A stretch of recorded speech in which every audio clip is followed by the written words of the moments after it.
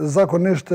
njerëzit të cilët dalin në garë, që marrin pjesë në zgjedhje, kanë premtime dhe kanë zotime të shumë njerëzve të grupacioneve që do të japim votën, që do të mbështesim, që do të bëjmë. Dhe në fund zhgënjehen edhe me ata njerëz dhe duke shpresu tash që e kanë bajt fjalën, bie fjala, një kategori e njerëzve, llogarit që në një vend votim mund të ketë 100-200 vota dhe dalin 20-30 vota, prandaj është një dyshim i bazuar në vetvete, jo realisht sa është me procesin zgjedhor. Zgjedhjet e fundit, para fundit që ishin, dhe kjo devijimi i votave që ishte më i theksuar në PDK, por ju i paprekur edhe në parti tjera politike, i ka jep një farë të drejte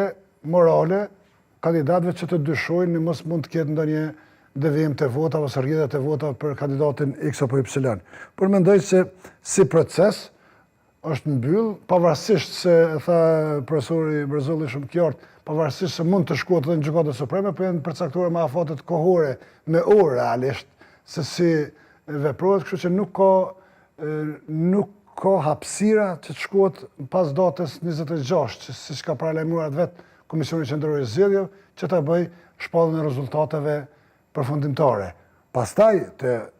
certifikimi i rezultateve, unë kam ngrit dyshime të caktuara dhe unë besoj që partitë opozitare duhet të jenë më të kujdesshme dhe nuk e di pse nuk kanë ngritur edhe në Komisionin për Ankesa dhe Parashtresa problemin me votat e diasporës, kur ka një hetim për ato vota, për votat të cilat janë numëruar, për votat të cilat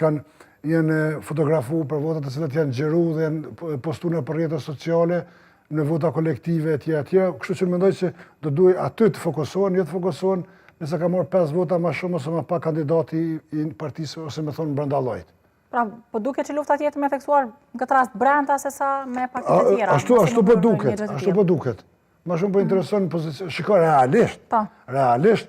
lista zgjedhore e Partisë Demokratike të Kosovës më shumë fokusu për më stabilizu për votat individuale, sa që është fokusu për me shtu numër të vota o treja, sepse rezultatin edhe atë pasqyrë. Zoti Brzulli, a besoni se partitë politike kësaj radhe do ulen, do dakordohen pra për një marrëveshje për krijim të institucioneve të vendit? Dhe besoni se situata e herës kaluar ka qenë një lloj mësimi që kësaj here çështja e presidentit të diskutohet qysh në takimet fillestare? Fillimisht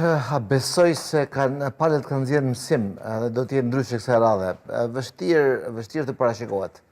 Mendoj që temperatura e zhvillimeve politike në këtë aspekt do të vendoset nga partia e parë, nga lëvizja e vendosjes, përkatësisht lideri i saj, zoti Kurti,